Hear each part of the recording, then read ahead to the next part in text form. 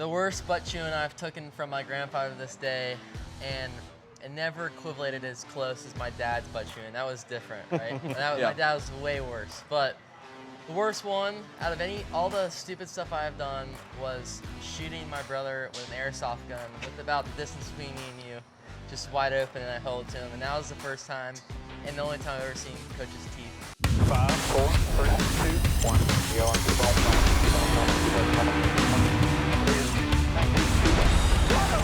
California's Kevin Harvick does it. Tree making right there. You're the man.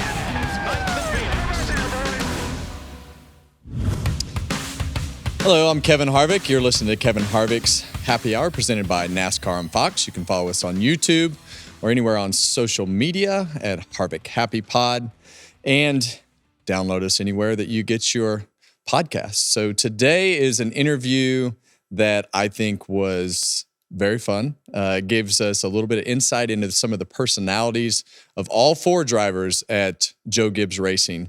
We had some great stories from the young Ty Gibbs. We had some jabs back and forth.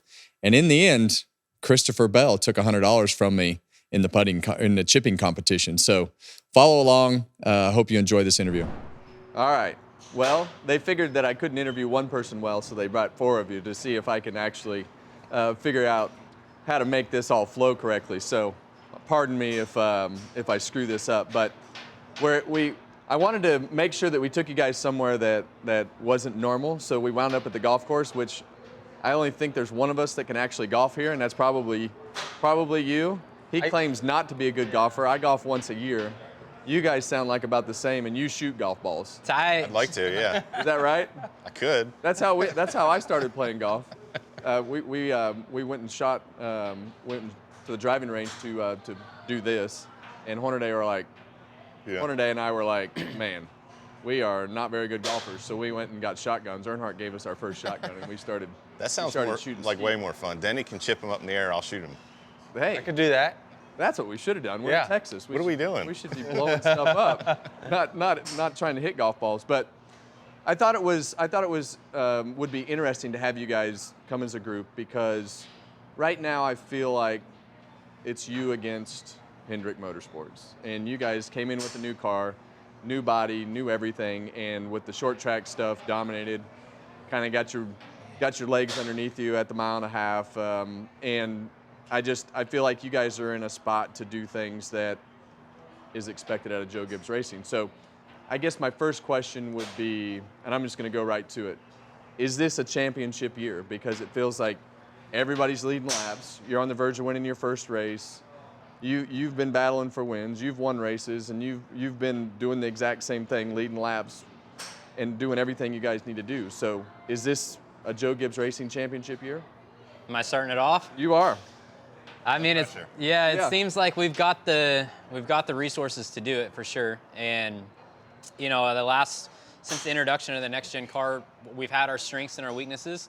But that year in 2022, it was the short track stuff, the road course package wasn't good for our cars. And so we put in a lot of effort into trying to increase our performance on the road courses and the short track stuff, which was Phoenix. A big hole was Phoenix. And then this new car seems like it's bridged the gap a little bit. And that was my best race to date. So you've been through a number of these years, racing for championships, won a championship. How does it feel?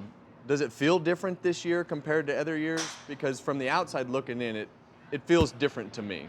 Yeah, I mean, I would say it's hard to compare to like the championship year and stuff with the old car, right? Because whether we're better or not, the whole field's still way tighter than it was then, right? Yeah. So I feel similar in the fact that I feel like we're very well-rounded. We can go anywhere and be fast. One of us is going to be fast everywhere we go, which we haven't really had that the last 2 years. Like Christopher mentioned, we've had struggles at road courses, struggles at short tracks one year. It just has been we haven't all felt like every single week we go to the racetrack we win. And I feel like this year, from the way things have felt, it's like one of us is going to have a chance. Yeah. So I feel similar in that respect, but the field is still way closer than it was in all those years we raced for championships, you know? How is it having all the experience around you? I know a little bit about you. A lot of people don't know a little bit about you. I know your work ethic and the things that you do behind the scenes. So how much do you lean on these guys, and how much of it is, okay, I take a little bit from him, I take a little bit from these two, and has morphed into your own driving style with what you do? Yeah, it's definitely, really cool growing up in this time. Where the generations are changing as well. So we still got some of these guys. I grew up watching these guys, and then me and Christopher are, roughly new. So it's definitely cool. It's and another aspect, it's cool because I grew up kind of studying their data, so then I end up kind of knowing about that, more about how they drive and about their own personalities my whole life, and until now. So it's been cool. I've had a lot of great help from my teammates, and very blessed to be in the position I'm in and having a great time. So you've been here for a long time and been within Joe Gibbs Racing. You've seen the ups and the downs, and I think for the years that I've seen everything go on, there seems to be somebody that has to be the leader of where the direction of the cars go. Do you need more rear downforce, front downforce? Is that you? Is that all of you? How would you explain the process of how you arrived with getting a car like you guys have? Because I feel like your car is really as superior as it's been in a long time with what you guys designed and developed. And so what's you're the one that's been here the longest. Yeah. What's the difference from where you were when you started as far as Joe Gibbs Racing to where you are now, to how you developed this car, and how that's led within the group and the organization from the driver's standpoint? We all know that there's engineers and people that are smarter than us. Well, I would say that I'm probably the most vocal in the drivers' meetings, but it's because of the experience. Martin is also, we have seen different generations of different Camrys, and we've seen the positives and the negatives when we go down a certain direction. So I probably am the most vocal, and then we go to kind of Martin to say, do you feel the same way? Because we've been through so many generations of different cars that, we're trying to send these guys in certain areas to work on. Now, they're kind of soaking things up. They haven't been around as long. Christopher's now starting to get to the point where he's driven now multiple generations of cars and knows when we went down this path, here's what's the positives. When we went down this path, here's been the negatives. And so I just try to kind of think of what I might think and see if they kind of agree with that, I would say. Who's your driving style the most like of these three? Man, I don't know. I think I'm on an island, sort of, with kind of how I use the pedals, but... You mean that heartbeat? Yeah, but I would say, there's aspects that I would say that me and Martin on 1.5 miles are more similar, but really all of them. I mean, the great thing about having really fast teammates is that I'm not afraid to look at any of them. Right. Information. That's what's fun about this, is that every week we're all fast, and there's some corners that one is faster than the other, and both are faster than me in this corner or that corner, and I can just pick apart which ones that I want to kind of take from. So it's really hard to compare nowadays unless you're driving the exact same thing as other drivers. And so I've got teammates that have their own individual, skill levels and expertise in certain things that I like to pull from.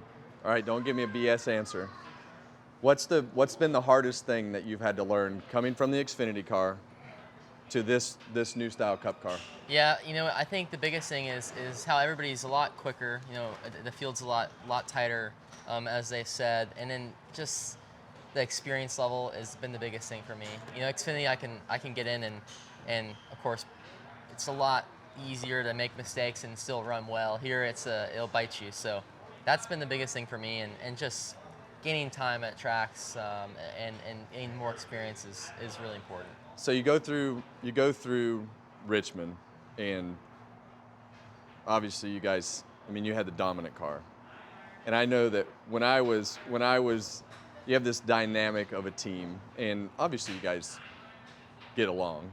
Yeah. It's very apparent that you guys get along good enough to be decent humans to each other. I've been on teams where it was, hey, we're going to do a group interview with each other, and it'd be like, no, we're not. We're not going to do a group interview. So I think it was always interesting for me when you go through a situation like you guys went through at Richmond, and you know how fast your cars are, and you know the situation. You don't get these cars all the time, and I lived the frustration through you at Richmond. Tell the folks watching what it's like when you have to go back and say, probably not my best moment, and how you have to go about that, how you guys go about it when you guys get into that situation as a team to go back and say, okay, I need to set this right, that was wrong. What's the process like on, what day are your meetings? Mondays? Mondays, yeah. Tuesdays? Are you there all the time? No. No. I mean, I'm there, Are you but a I'm not in texter? person. Are you a texter or a phoner? I'm generally a texter and A texter. and I call in. Okay, so Yeah. how do you go about that with Denny on a Monday, when you know that? Did you text him? Yeah, he Call him. texted me first. He texted you first. Yeah. Okay. And I was like, I don't know what exactly I said. I'm sorry, I'm an idiot. Yeah. I mean, it's like, basically we've been around each other long enough. Yeah. We've raced each other for so many wins and so many different things over the years. It's a respect level, right? Like, Yeah. no matter what happens on the racetrack, I get it. We're there to race. We're there to win. We're there to do the best for our team in that moment. And then, it comes down to respect it after the race. When you do something stupid, you got to swallow your pride and say, sorry, I'm an idiot. Oh, it's terrible. God, I hate it. And it's one of the toughest things about this sport is the disappointments, learning how to deal with those, because there's so many. I can think of 5 or 6 other times that same exact scenario happened at Richmond, right? Yeah. And it's like, how do you keep your emotions in check? That's the hardest part of this sport. And, I think Ty, as a young guy, is learning that it's so competitive, it's so difficult.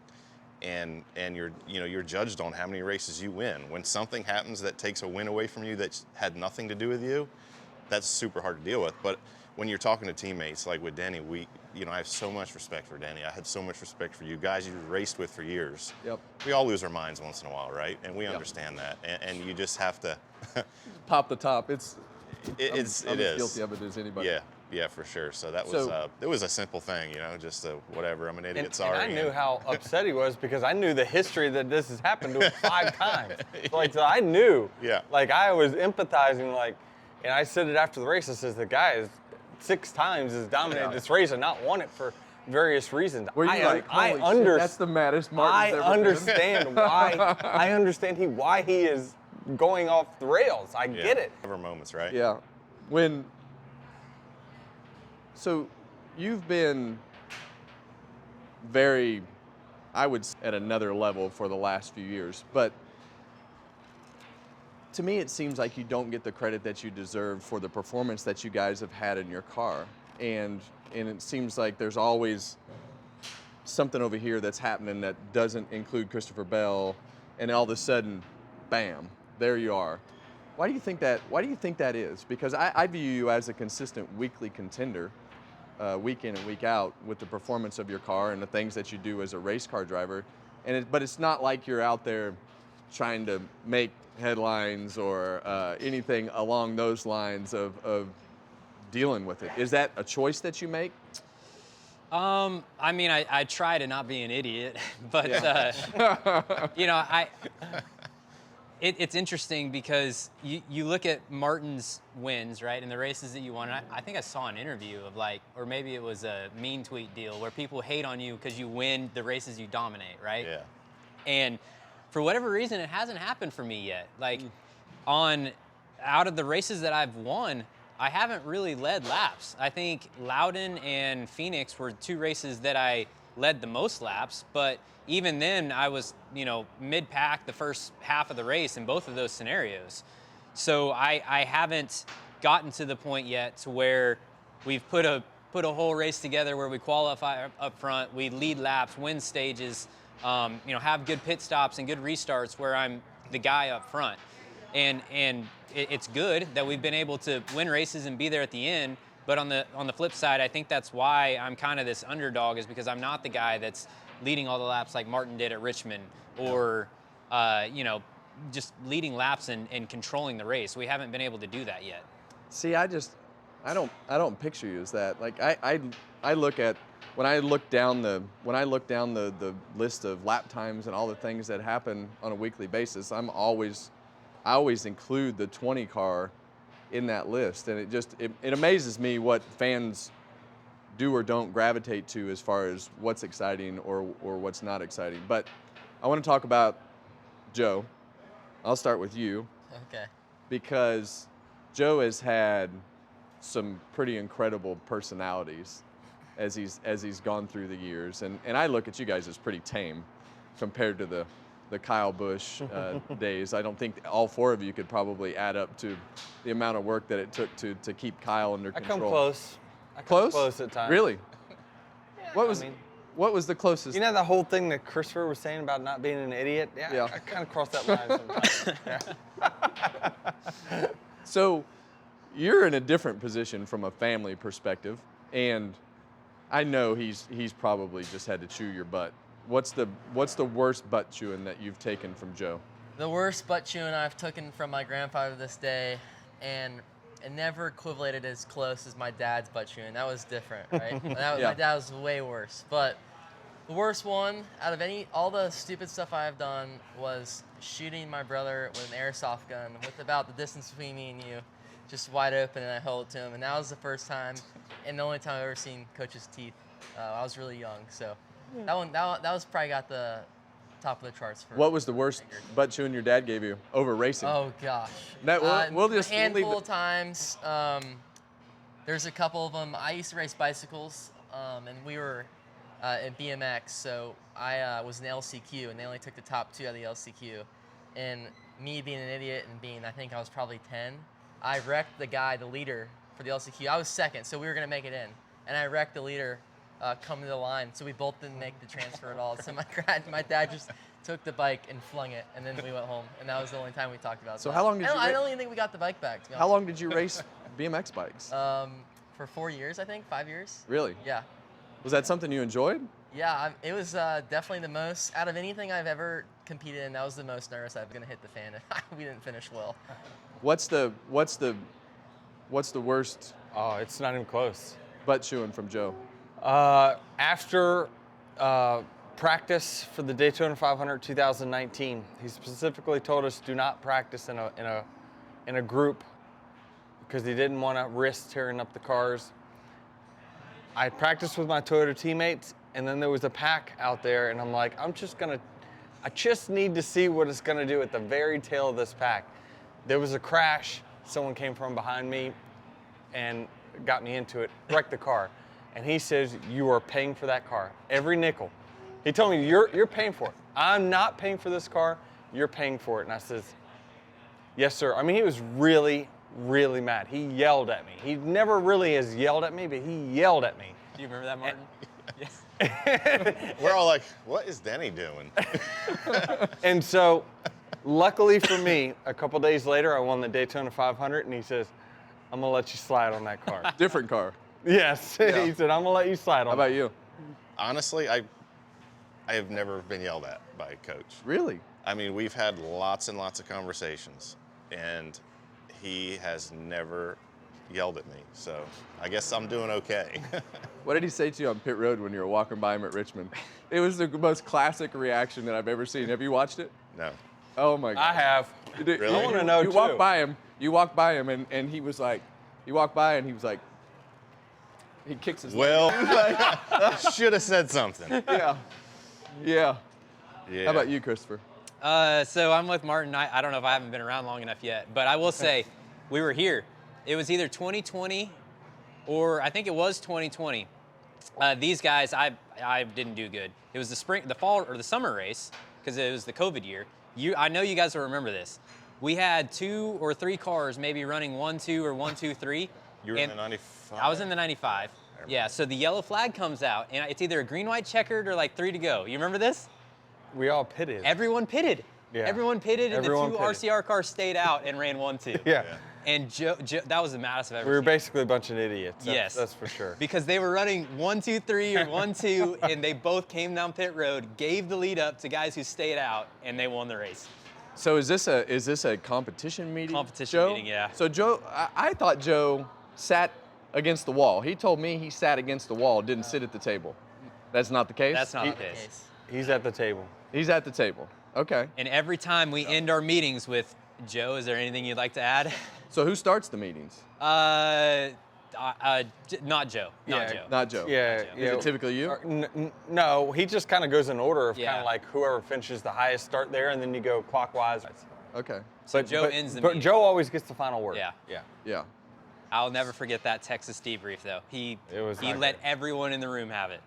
So is this a situation like when Joe's mad, does anybody fire back, or do we just end the meeting? It pretty much stops there. That's it. The buck ends there, yeah. Just listen to Joe, and you move on. Yeah. Who's the most aggressive, if you had to pick out of these three? Like on track. Of you four, yeah, no. Who's the most aggressive in the meetings? Him? I would say Yeah. the experience of Denny kind of leads the charge. Would you say that over the past couple of years you've gotten more vocal in the meetings? I've gotten more confident in what I'm Confident. saying. Yeah, and you know, you show up as a kid and a rookie, and you don't feel like anybody values your input. So you know, you go and you fill out your sheet, and you're talking about your car, and you just don't want to waste time. But Yeah. then the better you do, the better races you have, better results you get. Then you feel like you're a little bit more valuable to the group, and you can speak up and share your information. How much time do you spend in the shop during the week? For me, you know, I really don't have a whole lot going on outside of it. So I feel like by 3 days usually in the shop for me. You know, Monday's kind of a half day because we just have our meeting, but Tuesday, Wednesday, Thursday, I'm usually. And are you at the point where you're just cup cars only, or do you want to race more? I want to race more for sure. Yeah, I And think. what's the problem there? Why can't we race more? Well, Is yeah. there somebody putting a restrictor plate on this? or- Yeah, I think just we have. Who's putting the Boss man doesn't. I don't know. I mean, Christopher, you can ask Christopher about that. To be honest with you, but. I get one Xfinity race Yeah, a he gets year, one. man. Come on. I Zero. chose Do you wanna run? to go to 4. Yeah. Would you run? Yeah. Yeah, I ran one a couple years ago. I got to that It point so too. I was fun. like, Send this guy to Richmond. yeah. I'll take Richmond. Let him get back some of them wins he got cheated out of. You're always mad in the Xfinity races by the time it's over, though. Yeah. I backed myself down to 4 this year. Just to road Back to 4 courses. races? Just to road courses. Because you don't The want ovals, I'm not down. you don't want to get in any more Yeah, trouble. it's just doesn't help, and it's not fun racing. Some of And these you guys. grew up racing all the time, and you don't race near as much as I think you should. Yeah, I run 36 races a year. That's it. That's it. Why? I mean, Yeah, well, I Which guess. ones are you skipping? Now, see, you're going to get him in trouble where he's going to get yelled at. okay, time out. Let me rephrase that. We don't want to get, the goal is to not get anybody in trouble. So you run 36 races a year. Or 38, whatever the number. is. 38. Yeah, So we'll give you 2 weeks off. You can run 36. Good. absolutely. What would you race? Doesn't have to be. We're going down a wrong path here. Oh Ken. God, I don't even know. Something on dirt. Yeah. I Just be honest. would rather You don't not. need to be running Okay. that. Yeah. All right. Well, obviously there's. I would love to run Xfinity races though. All right. I'd like to run some dirt races. Me What and kind of dirt Christopher should do it races? together. Who'd be the best dirt racer of these three? Oh. So Martin, I'll be honest, actually Ty did too. We did a I don't even know what it was. These guys went and ran dirt midgets At Indy. at Indy, at the racetrack in Indy. And Martin and I, Wait a second. At the little track in Yeah. the Yes. build in the Yes. infield? Yep. Yep. 2021. You guys raced? It was amazing. it was just like a hot lap session or whatever. Oh, okay. I didn't get invited to that. Yeah. But Martin did great. It was He did amazing. And Ty, I don't think he got a fair shake. Yeah. But Martin did great. Some excuses. What? So He flipped it too. you did? That's awesome. Yeah, that's. I tipped it over. They call it tipping it over. Okay. You run the cushion, you ride the cushion, right rear up the wall, and Yeah. it just kind of tipped over. So you'd like to run dirt races? I'd I love hate to. Dirt races. All right. I got some hard-hitting questions now. Tire wear or power? Which one? Both. You can't have both. Okay, tire wear. We're not Power. getting power, so just say tire wear. Yeah. As much as Bristol? Yeah. All right. Like if we went back to Bristol, well, let me rephrase that. The left sides didn't wear it all at Bristol. The right sides were gone. So even that out, and we could do 60 laps no problem tomorrow. Yep. 100%. So, okay, here's my question for you. You never once ran hard, right, at that race? I mean, I got close a few times. Late in the race. Call it 90%. Okay. Yeah. So was that an experience difference at Bristol? Was that like experience, inexperience? Is that? I No, watched. I them. was watching them, and I watched knew them, they I were was going like, too hard. No, but. I so- watched you getting sideways off the corner. I'm like, oh no. So they're telling me, take it easy. I had a pit road penalty, and I came from the back to lead, and I drove it 3 times as hard as I did the final stage. This final stage, when me and Christopher quartered our tires probably within the same lap, I drove it way easier. So I have a conspiracy. I don't know. I'm He don't think it matters. I drove it doesn't so think hard. it matters. I drove it so hard. I was waiting for myself. I'm like, it's gonna get me here in a second. No problem. Came in, ran our last segment, ran 3 times easier. All the issues. Should have went 5. You should have went 5 times easier. Yeah. Bad set of tires. Yeah. Bad set of tires. Yeah. There. And you did go. you have the same tires? So I don't know. I left Bristol frustrated because I felt like it was a crew chief's race. And Denny drove the car properly. Martin drove the car properly.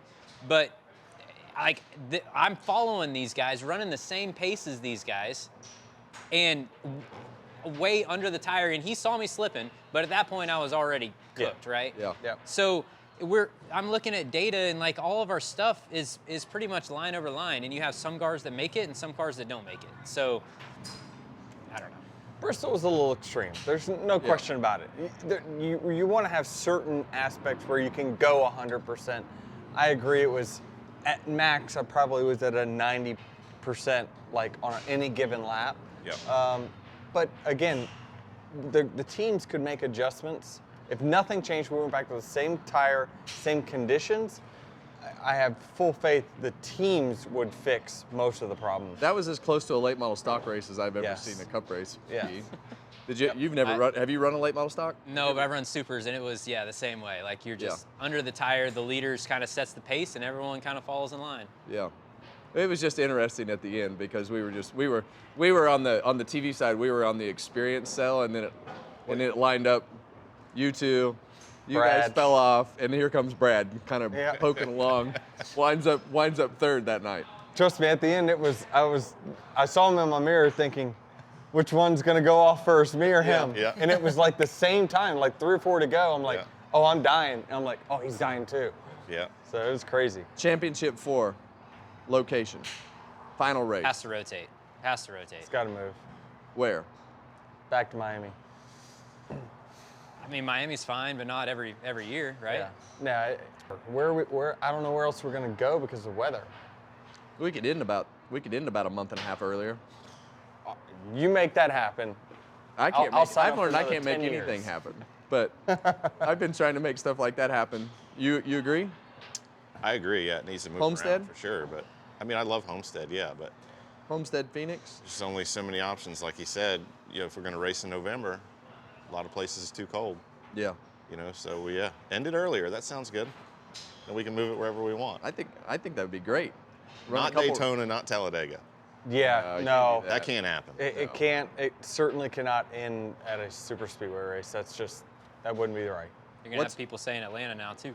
No, not What's Unless it's part of a championship round. all right? This is going to be the hardest question I've ever answered in your whole life. I'm going to let him go first. I'm going to let you have time to think about it. Who's the better driver, Dale Jr. or Chase Elliott? That is wrong for you to ask me that. I told you it was going to be the hardest question you ever had to answer in your whole life. Chase Elliott. Well, it's hard. It's definitely a hard You question. have to pick though. Yeah. You have to pick. Statistically, I would say Chase Elliott, right? Okay. I don't know if that's right. You don't think so? Well, Statistically, I don't.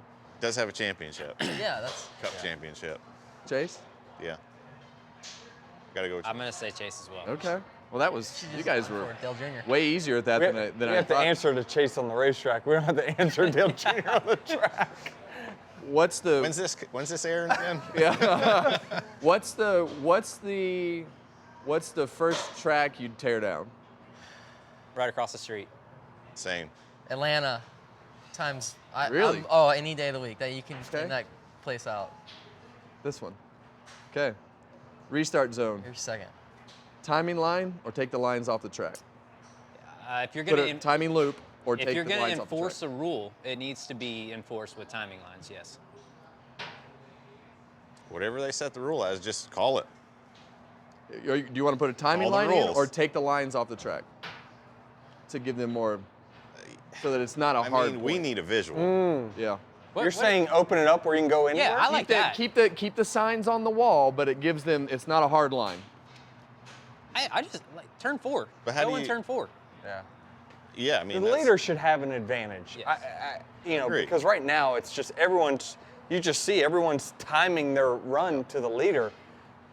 And so the bigger the area, the better.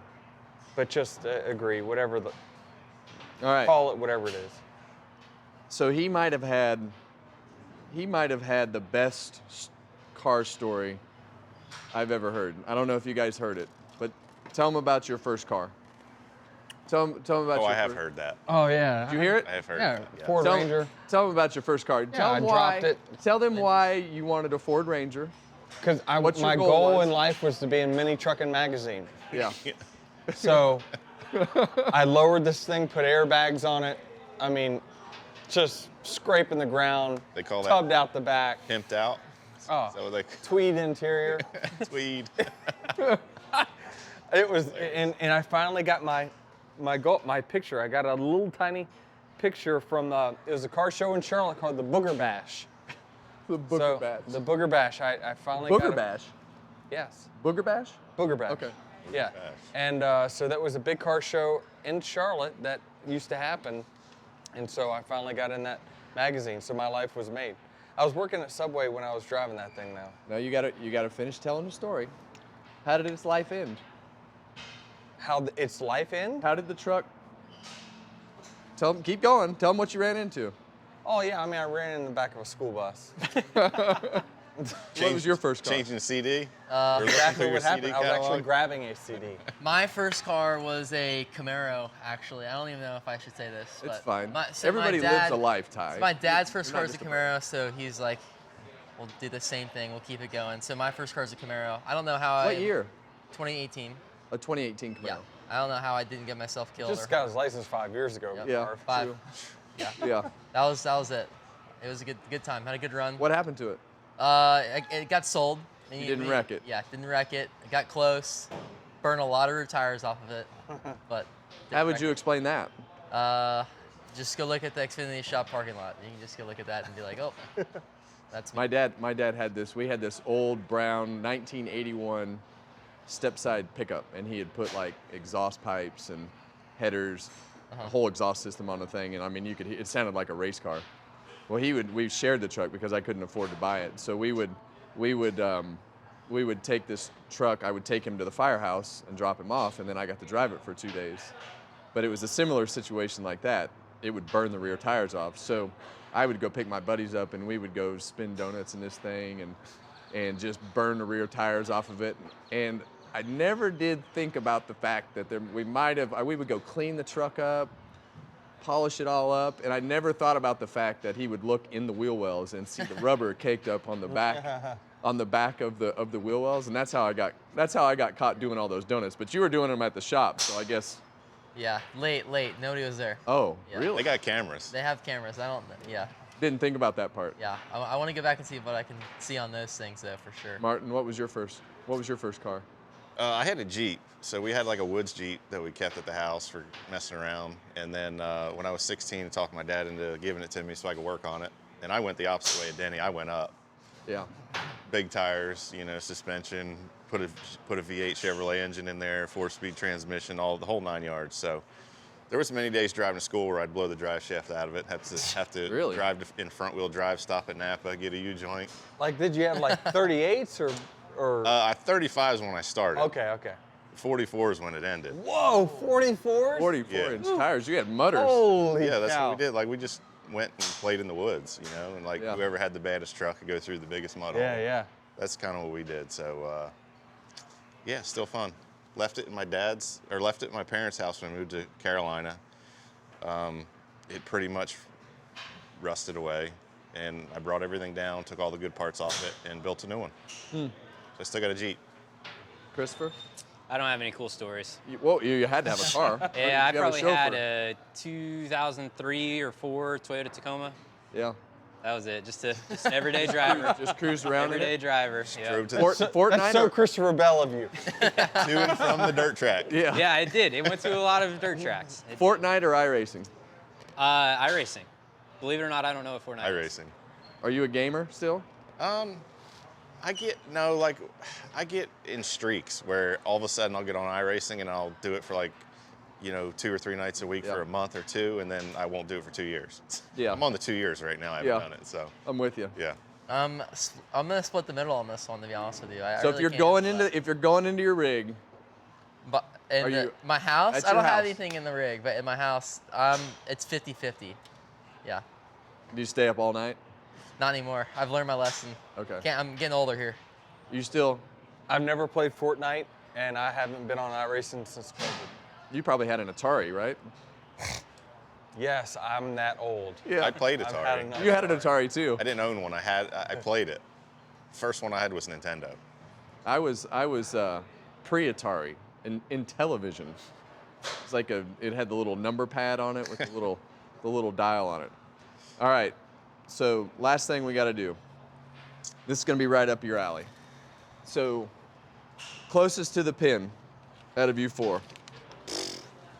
$100. Which pin? Which pin? This one. The close one? The yellow one? Close one. Okay. I got a chance. Yeah, I got to be part of this. We got some lefty You clubs realize here. We all betting 100 or just you? No, just me. Who you betting on? I'm just giving it to That's a whoever's pot. the closest. Oh, okay. Yeah. So. All right. Well, I hope you guys enjoyed that interview. I know for me, that's a lot of fun to sit down with those four drivers. And I can't believe that Ty Gibbs lost his bike over a last chance qualifying race. But we encourage you to follow along at Harvick Happy Pod anywhere on social media. Follow us on YouTube or anywhere else that you get your podcast. So we'll be back next Tuesday with another great episode of Kevin Harvick's Happy Hour presented by NASCAR on Fox.